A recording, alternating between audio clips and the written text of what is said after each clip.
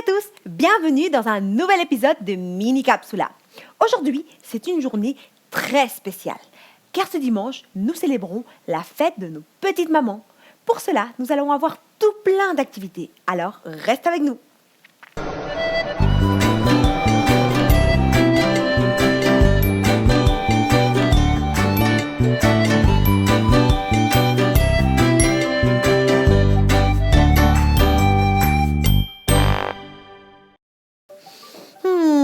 Quel cadeau est-ce que je pourrais offrir à ma maman?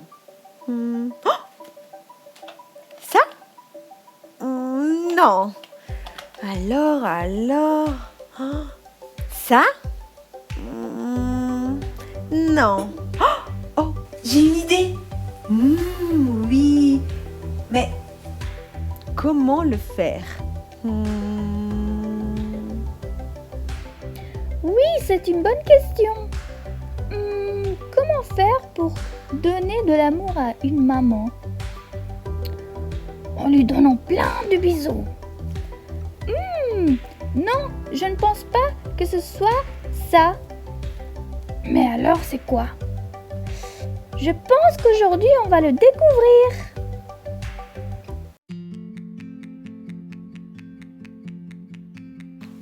Salut à tous, bienvenue au coin biblique. J'ai une question pour toi. Est-ce que tu sais c'est quoi une femme vertueuse? Et est-ce que tu en connais une? Non? Alors, écoute bien cette histoire. Cette histoire se passe au temps où les juges gouvernaient Israël. À ce moment précis, les gens mouraient de faim car il n'y avait pas assez de nourriture.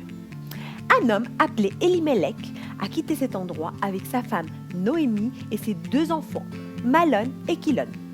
Ils décident donc de se rendre au pays de Moab. Ils se sont vus obligés de quitter leur maison à cause du manque de nourriture. Malheureusement, Elimelech meurt, ce qui fait que Noémie reste seule avec ses deux enfants. Par la suite, les deux enfants de Noémie vont se marier avec des femmes moabites. Malon se marie alors avec Ruth et Kilon avec Orpha. Noémie profite de chaque instant pour parler du vrai Dieu d'Israël aux épouses de leurs fils. Après 10 ans, quelque chose de triste arrive à nouveau. Cette fois-ci, les deux enfants de Noémie vont mourir. Avec la mort d'Elimelech, de Malon, de Kilon, Noémie et Ruth et Orpha vont se retrouver toutes seules. Avec cette situation si terrible, Noémie décide de retourner à Bethléem, sa ville natale. Car elle avait entendu qu'il y avait plus de famine à ce moment-ci. Alors Noémie réunit ses belles-filles et leur dit « Vous n'êtes pas obligés de venir avec moi. Retournez dans votre maison avec votre famille. Moi, je retournerai à Bethléem. » Ruth et Orpha se sont mises à pleurer car elles ne voulaient pas quitter Noémie. Ces belles-filles insistaient donc de dire « Emmenez-nous avec toi, s'il te plaît, s'il te plaît !» Et Noémie disait « Non, je ne peux pas le faire, car je n'ai plus d'enfants pour que vous puissiez vous marier. » Finalement, Orpha embrassa Noémie et elle décida de rentrer chez elle. Par contre, Ruth dit à Noémie « Non, non, non, moi je ne vais pas te laisser tomber et tu ne partiras pas toute seule. Où tu iras, j'irai. Où tu demeureras, je demeurerai. Ton peuple sera mon peuple et ton Dieu sera mon Dieu. » Après ça, Noémie cessa d'insister. Elles se sont donc mis en route vers la ville de Bethléem. La marche était longue, très longue. Elle dure plusieurs semaines. Mais elles arrivent enfin à Bethléem. Elles arrivent juste au moment où commence la moisson des orges. Et alors, les habitants de Bethléem les voient. Ils se disent les uns aux autres « Ce n'est pas elle, Naomi ?» Ils se demandent « Mais où sont ton mari et tes enfants ?» Alors Noémie leur dit que ses enfants et son mari sont morts. Elle dit « Je suis partie avec tout et je suis revenue sans rien. Ne m'appelez plus Noémie » qui voulait dire douceur en hébreu. Mais appelez-moi Mara qui signifie amertume. Ruth reste à l'écart. Les habitants du village ne sont pas très attentifs à elle, car en Israël, on n'aime pas les étrangers, et encore moins les Moabites. Une fois que Noémie et Ruth se sont installées, Ruth demande à Noémie si elle peut se rendre dans les champs pour ramasser quelques épis. Noémie n'a pas vraiment le choix car elles n'ont rien à manger. Aux premières lueurs de l'aube, Ruth se prépare et se rend dans un premier champ. Mais malheureusement, elle se fait éjecter. Ensuite, elle se rend dans un autre champ. Mais pareil, elle se fait chasser. Finalement, elle se rend dans un autre champ où elle s'approche du moissonneur et lui demande « Est-ce que vous pouvez me laisser la possibilité de ramasser un peu d'épis pour ma belle-mère et moi ?» Le moissonneur est touché par la demande de Ruth et lui dit « Bien sûr !» Ruth se met au travail. Elle est énormément reconnaissante. Au bout d'à peine 1 heure, elle est énormément fatiguée.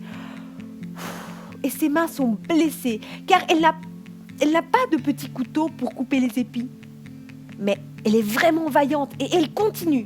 Et alors, la pause de midi arrive. Boz, le propriétaire des champs, arrive. Cet homme, c'est l'homme le plus riche du village.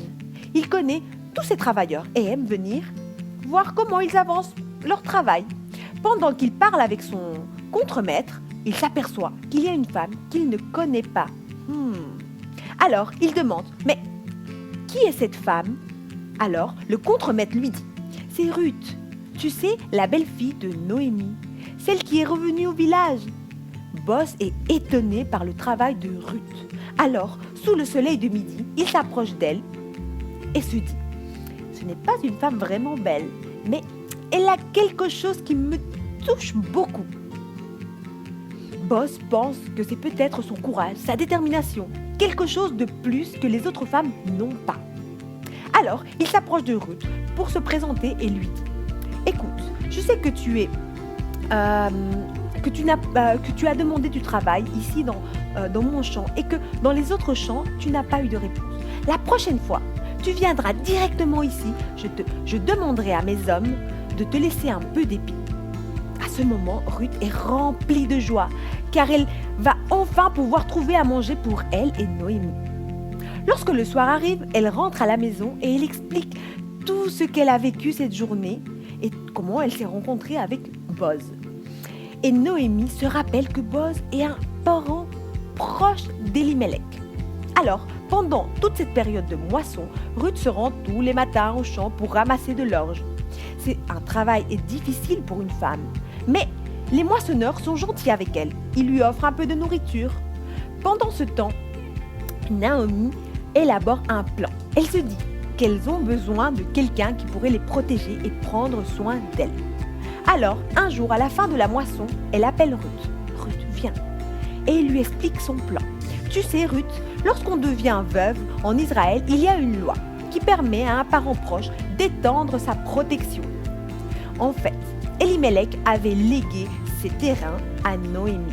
Mais elle était trop âgée pour s'en occuper et Ruth était toute seule pour pouvoir faire le travail elle-même. Lorsque la dernière semaine de moisson arriva, Boz aidait ses travailleurs. Il dormait là, près des champs, pour se réveiller tous les matins et pour commencer le travail. Alors, Noémie demanda à Ruth de se laver et de se parfumer et de mettre les plus beaux vêtements. Ensuite, elle lui expliqua son plan. Comme Ruth aimait tellement Noémie, elle accepta ce qu'elle lui demandait de faire. Le soir, pendant que tout le monde dormait, Ruth va se coucher aux pieds de Boz. Mais au milieu de la nuit, Boz se réveille, car il sent un parfum qu'il ne connaissait pas. Lorsqu'il ouvre les yeux, il s'approche et il s'aperçoit qu'il y a Ruth qui est couchée à ses pieds. Ensuite, surpris, il dit à Ruth, « Mais qu'est-ce que tu fais là ?» Et Ruth lui dit, « Mon maître, je voudrais que tu étendes ta protection sur moi. » Boz ne s'attendait pas à cette proposition car il était plus âgé que Ruth. Boz lui dit alors, « J'ai entendu ce que tu as à me dire. Je vais faire le nécessaire demain matin. Alors ne t'inquiète pas. » Mais avant qu'elle ne retourne chez elle, Boz lui offre 15 kilos d'orge. Ruth était débordante de reconnaissance. Elle rentre vite à la maison et raconte à Noémie ce qui s'est passé. Et Noémie lui dit, « Ne t'inquiète pas, tu verras, tout va bien se passer. » Le lendemain, Boz demande à 10 témoins de venir et il les convoque. Et il en convoque aussi 1 et lui dit: tu es le plus proche des parents d'Elimelech, donc tu as le droit de racheter ces terres. Cet homme pense et se dit: cette affaire semble assez juteuse pour moi. Alors il répond: oui, ça m'intéresse effectivement, je crois que je vais les acheter. Et là, Boz dit: oui, mais si tu achètes les terres, il faudra que tu épouses Ruth, la Moabite, qui est la belle-fille de Noémie. Et cet homme est un peu embarrassé car il ne veut pas épouser Ruth. Donc il renonce. Et voilà, Boz avait réussi à acheter les terres et à épouser Ruth. Et voilà, Boz épouse Ruth et au bout de quelques mois, ils ont un bébé appelé Obed. Obed aura une descendance qui viendra jusqu'au roi David. Il sera son petit-fils. Et voilà comment se termine notre histoire. Waouh, quelle belle histoire d'amour! J'adore Ruth. Elle est forte et courageuse. Elle me fait penser à ma maman. Moi, j'aimerais lui ressembler.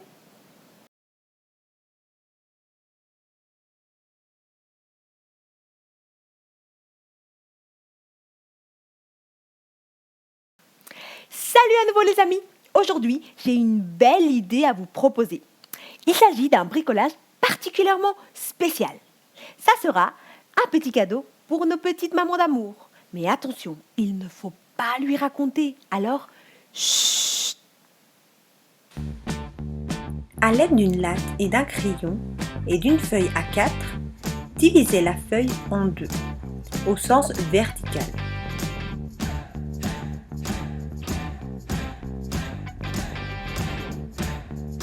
Ensuite, tracez deux lignes horizontales pour obtenir 6 carrés de la même taille.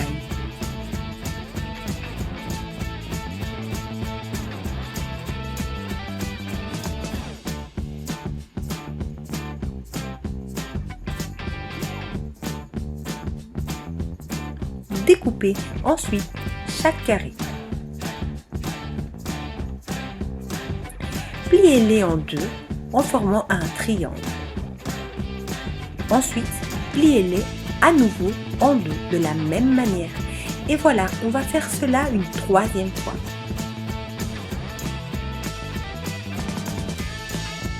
Sur la pointe du triangle, découpez en demi-cercle. On déplie et voici le résultat. Prenez une feuille de couleur verte et tracez des lignes verticales d'une distance de 3 cm.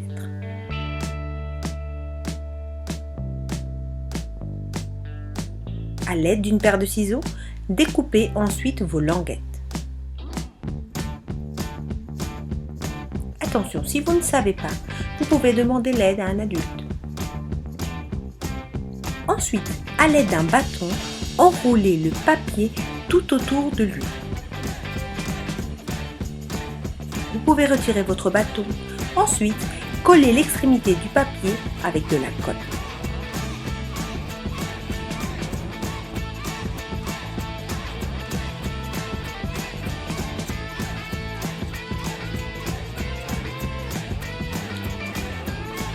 Et voici notre première tige terminée. On fait cela avec toutes les autres papiers. Ensuite, à l'aide d'une feuille, tracez et découpez les carrés de la même taille. Ensuite, pliez-les 3 fois. Et découpez vos triangles pour former une petite feuille. Et voici notre résultat.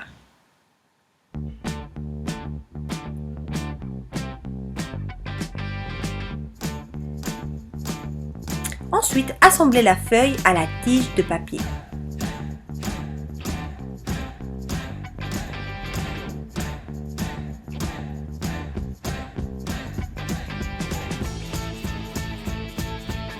Et collez-la.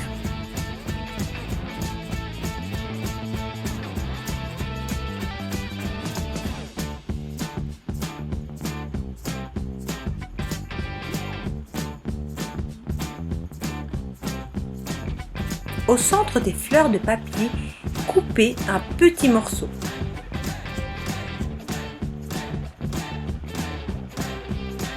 Assemblez toutes les fleurs pour en former une seule. Ensuite, assemblez-la à la tige et à la feuille.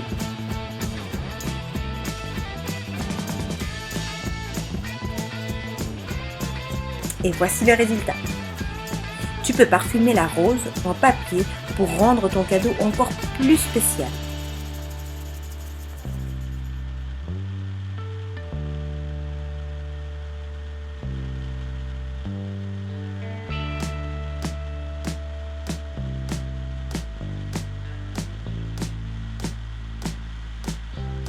Et voici le résultat. Tu pourras offrir un joli bouquet de fleurs à ta maman.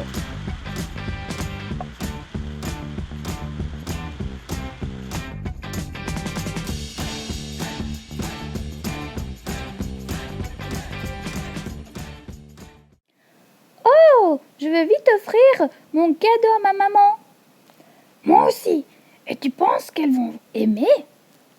Oui, bien sûr, car on l'a fait avec beaucoup d'amour.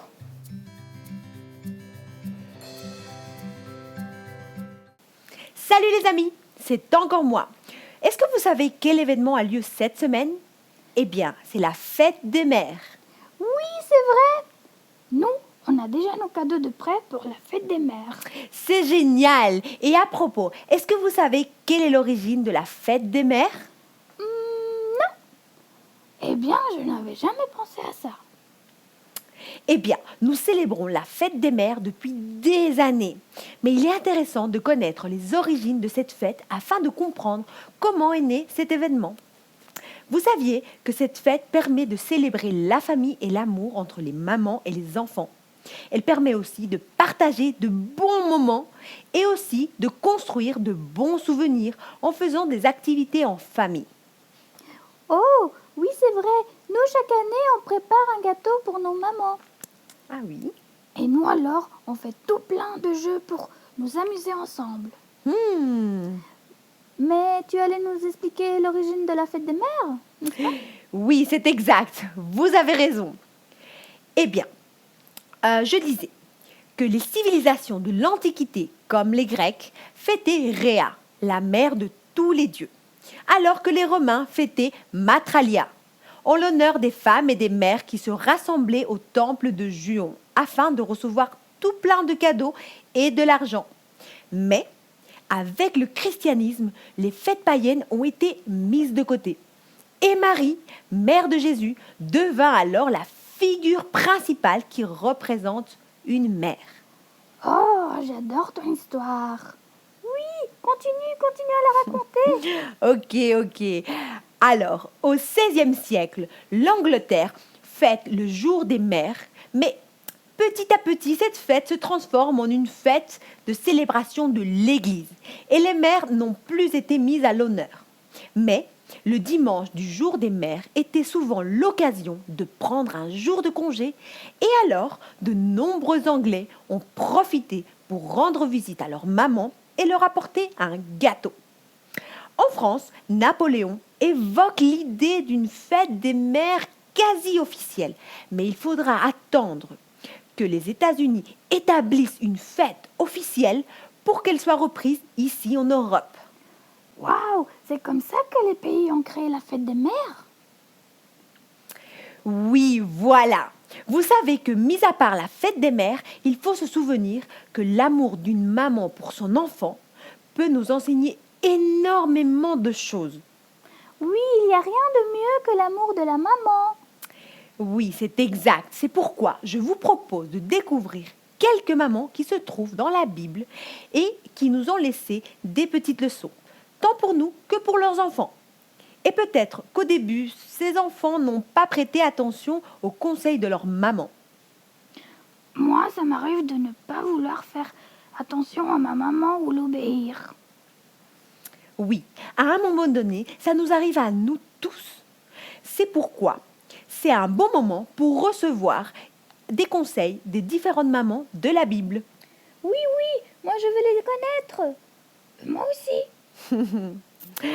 Eh bien, commençons par la mère de Samson. Qui sait quel est le nom de sa mère? Non, je sais pas. Moi non plus. Eh bien, la Bible ne nous dit pas son nom, mais elle nous raconte l'histoire de Samson et l'amour et l'obéissance qu'il avait pour Dieu dès son plus jeune âge. Ce qui peut nous faire comprendre que la mère de Samson devait être une femme qui aimait et qui obéissait Dieu. Et c'est pourquoi Samson aimait et obéissait Dieu également. La mère de Samson avait transmis tout son amour pour Dieu à son fils. Oh, je n'avais jamais pensé à ça. C'est donc grâce à sa mère que Samson était un bon juge d'Israël? Eh bien oui, c'est exact. Alors, en voici une autre. Qui sait quel est le nom de la mère de Samuel? Oh, moi, je sais. C'est Anna. C'est exact. Vous savez que la Bible nous dit que la mère de Samuel était patiente et dédiée. Le prophète Samuel a sûrement hérité une grande partie du caractère de sa mère Anna. Elle a défié différentes difficultés. Elle est connue pour sa prière sincère. Et nous pouvons aussi ajouter pour sa patience. Au lieu d'abandonner dès la première difficulté, elle a persévéré. Waouh, voilà encore plus de belles choses qu'ont les mamans. Oui, grâce à la Bible, nous pouvons découvrir beaucoup de caractéristiques de nos mamans. Alors, voyons une dernière, la mère de Timothée. Dans la Bible, la description est très courte, mais ce qui est dit à propos de Nice est assez enrichissant. Paul nous dit que la foi de Timothée n'a pas été simulée grâce à l'exemple de sa mère et de sa grand-mère. L'influence de Nice sur Samuel était probablement nécessaire pour qu'il devienne un leader respecté dans les premières communautés chrétiennes. Voici le rôle d'une mère consciente de son devoir de leader spirituel. Les mamans, c'est comme des super-héros. Oui, c'est à peu près ça. Ici, nous avons seulement vu quelques exemples de la Bible. Et avec ces quelques exemples, nous pouvons constater quelle est l'importance du rôle des mamans dans notre famille. Alors, nous devons remercier Dieu de nous avoir donné chacune de nos mamans. Il faut alors faire des efforts pour les aimer et les obéir. N'oubliez pas qu'en faisant cela, tu auras donné à ta maman le plus beau et le plus grand des cadeaux pour la fête des mères.